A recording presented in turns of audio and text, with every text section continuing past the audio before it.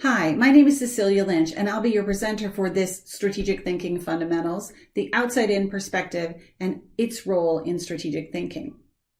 At its essence, strategic thinking is about context, positioning, and response in that order. Context to understand the forces at play around you.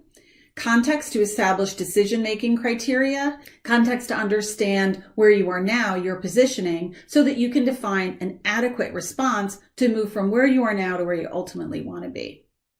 Context represents knowledge and understanding of the environment you operate in and its dynamics. So to achieve high levels of strategic thinking, you must start with exploring the outside before you properly can evaluate how to build a response, typically an internal plan or action. So it's outside in. So let's start with a definition. The outside-in perspective is a planning and decision-making approach which seeks context before analysis or evaluation of an issue, problem, or challenge. It helps individuals, teams, and entire organizations foster strategic thinking by emphasizing the exploration of context so that you make better decisions and build smarter plans. But how do you know you're missing context? A lack of context makes itself known in many ways. We recognize when we see these patterns in our client groups. First, when we see the passion for data analysis or real-time data dashboards captivating a leadership team's mind share. This uber focus on analytics limits their focus to incremental improvement, putting them at risk of missing potential significant changes in their external environment or marketplace. Another interesting way that we know that our client groups have a lack of context is when we hear frustration expressed from executives and managers because their meetings are easily distracted to explore a new event, new information, or an emerging opportunity. And yet another way we diagnose a lack of context is when the protection and growth of the status quo dominates the planning agenda. In this situation, there's an aversion to engaging in long-range planning or wide-range planning discussions because past attempts have been unproductive or too chaotic. But it doesn't have to be this way. What if your data helped to validate anticipated shifts in your market? What if you could identify and discuss new information or market changes quickly to determine if you need to change your plans and priorities or stick to your plans with confidence?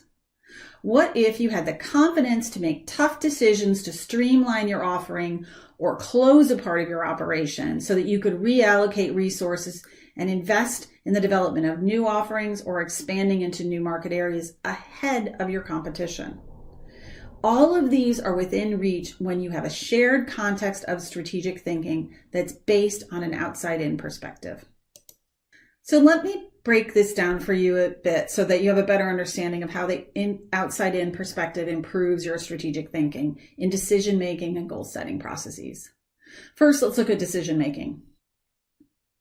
When organizations struggle to reach a decision, they spend more and more time on their decision-making processes and in analysis. They seek opinions on issues under review that protract the process and potentially conflate the issue at hand with other issues, problems, or challenges. This seemingly well-intended effort to thoroughly explore the problem, issue, or challenge before choosing a solution or a direction fails in part because it's missing a piece. That piece is often context that is provided by an outside-in perspective. So there's a waste of resources drilling down deeper and deeper. And because it takes so long to reach a decision, productivity suffers. And for many involved in the process, they can be overwhelmed by an overload of information and perspectives and opinions. Finally, and probably worst of all, a protracted decision adds to confusion and weakens confidence in leadership. What they're really seeking is greater context from which to judge, not more information to decide. But when you add a context step in your problem-solving practice, you provide the opportunity for deeper knowledge about the issue, problem, or challenge that makes decisions easier to make and shortens your process. The second pattern that indicates a lack of context is around direction setting or a lack of the ability to define or stick to a direction. We spot this because of the frustration voiced by some members of the leadership team that feel that others can't stick to a direction. particularly one that they've agreed to and that have plans that they're managing from. They seem to react to each new piece of information or every new opinion they hear. Or what may be worse for those actively working on executing an agreed upon change or plan, they backtrack as soon as they hit resistance from a customer or staff. When leadership teams can't defend their thinking or their plan has come up short on market research or implementation planning, they waver. This causes confusion and increases burnout of those in leadership position. Decision-making confidence drops, and leadership loses its influence in a dynamic that's sometimes referred to as circle the wagons, when staff closes ranks to protect the status quo. Cynicism grows, fostering a negative work environment or culture. But a plan that incorporates deep exploration of context in the direction-setting process significantly mitigates this risk. A plan that's based on strong strategic thinking is defendable when customers or staff raise objections. And this thinking is the foundation used to interpret new market information and determine how to integrate emerging issues without losing traction on strategic goals. Finally, we've heard people asking for this context characterized as laggards or part of an old guard protecting the status quo. When they're not won over by an introduction of a new plan or direction, they can block progress. Then their organizations can fall behind market trends and they're forced to chase what others have introduced. If they can't respond fast enough, they could lose market share or fall behind market growth rates. If not rectified, this organization will find it hard to keep pace with sales and new customer acquisition goals, and then experience pressure on pricing and profitability. It could enter a downward slope that is very hard to change. But context provided by an outside-in perspective meets those standing guard over what is and converts them to agents of change. It provides the why change is needed and what will happen if change is not embraced. It accelerates commitment to a new future by meeting their tough questions with strong thinking. It respects the passion and dedication of those proud of an organization's past by engaging them in thinking about new, brave plans for future success. So how do you apply this perspective to your planning and managing? Start by adding a context step to your problem-solving or decision-making processes. A traditional problem-solving process is envisioned as a straightforward and linear process. You clarify the problem, you explore the alternatives to address the issue or resolve the problem or meet the challenge, and then you decide which is the best alternative. Sounds lovely, and it works, except for when a problem gets too complicated. As we've discussed a few minutes ago, what happens is you can't decide. So you go back and you examine the problem a little bit more deeply. You involve more people in the exploration. You do more analysis, and then you come back and try to decide again. But again, if you can't decide, what do? You go back and do it again, and it protracts decision making. But when you add a step before exploration for context, you establish a criteria for making a decision and how to explore alternatives. So how do you add this step? What does it really mean to add context? Here are some of the questions that we use with our clients to create context in their decision making. If you were wildly successful in solving this problem, what would happen? What results would you see in your business, on your goals, or for your future success?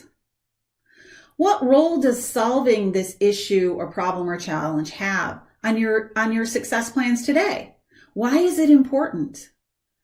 If we do nothing, what are the implications to our business, goals, and future success? What possible changes would resolving or not resolving this issue have on your current priorities? These are all contextual questions that help you shape a destination for decision making and for exploring alternatives. The second way that you apply the outside-in perspective will help you ensure that you set a strong direction that you can stick to.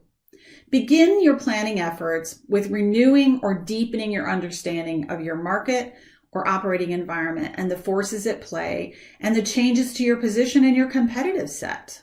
There are lots of methods that you can use for this. You can conduct straight market research. You can do an environmental scan using the PESTLE model or the PEST analysis. You can use Porter's 5 forces model to deepen your understanding of your current competitive set. Or you can use our market mapping model to build a unique picture of your market and the changes you want to make in your market positioning. Just make sure that whatever method you select is designed to truly provide external input to your strategic thinking. For comprehensive strategic assessment, your external analysis should be coupled with a review of assumptions of your current business model and your strategies, as well as a traditional review of insights and perspectives on performance against current targets and goals. Finally, and maybe the most significant way to apply the outside-in perspective is in fostering strategic thinking in yourself, your team, and throughout your organization. I've written a lot about fostering strategic thinking, and these are the 4 steps that I believe are the most important to take. The first is to actively shift from transactional management to a strategic thinking mindset. The second step is to suspend problem solving, even just for a moment, to maybe add that context step in your problem solving or to listen to new thinking. The third thing is to really disrupt your own response patterns. And this is about changing your own habits of pushing for a decision so that you allow others to participate or learn how to make decisions or explore new thinking.